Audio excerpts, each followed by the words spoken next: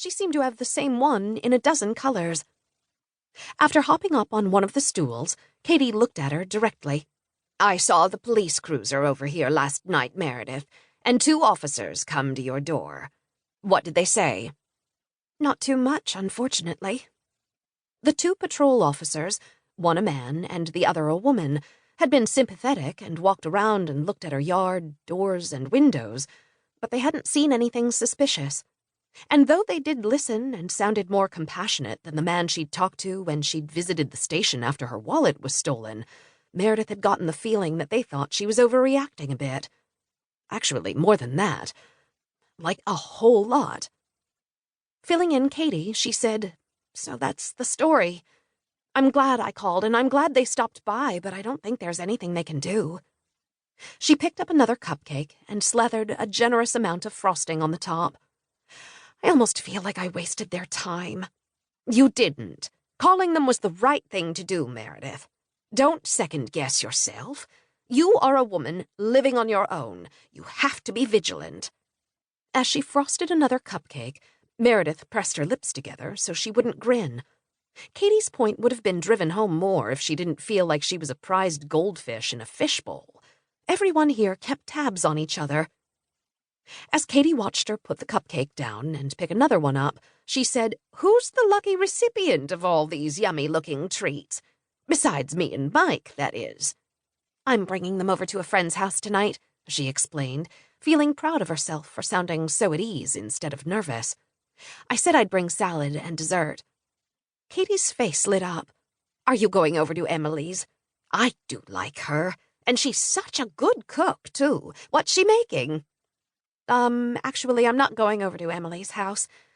This friend is a man." Boy, could she sound any more awkward? "Meredith, do you finally have a date?" Unable to help herself, Meredith started laughing. "You make me sound so desperate." "Not desperate," Katie corrected as she crossed her velour-covered legs. "Just by yourself far too much. So who is it? Anyone I know? I mean, if you don't mind me asking." Meredith knew that if she told Katie her date was a secret, that her neighbor wouldn't pry. For about 30 minutes. She'd learned over time that it was easier to simply share her information and not fight it. "His name is Ace Vance, and he's new to Bridgeport. I don't think you know him. I actually met him when I got mugged. He saw it happen and helped me out. He saved you." Katie sounded a little dreamy. "No. Well, kind of.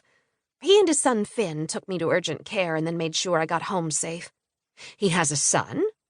"Yes," she said, as she got out a plastic container and carefully arranged 6 cupcakes in it.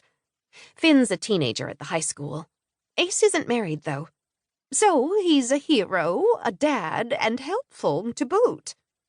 Katie's voice turned even warmer. "This man sounds perfect for you." "I don't know about that.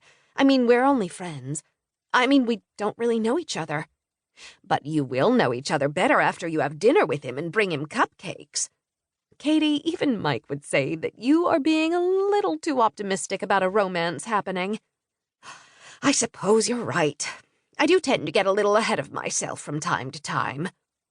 "Really?" Katie rolled her eyes. "All right. A lot of the time." Hopping off the stool, she said, "But what's important is that you give this man a chance. Katie, just listen. I know I'm sticking my nose in where it doesn't belong, but I feel strongly about this. You are far too young to be sitting alone at home every night. Try and give this Ace a chance. It's just dinner and cupcakes. But what if it's the start of something more? You'll never know if you don't at least think about living your life differently." Her neighbor's statement hit a little too close to home. Pasting on a fake bright smile, Meredith handed Katie the container. "Thanks for stopping by, but I better let you go. I've got a lot to do." Katie took the carton. "I understand," she murmured, but it was obvious that she didn't feel good about ending their conversation.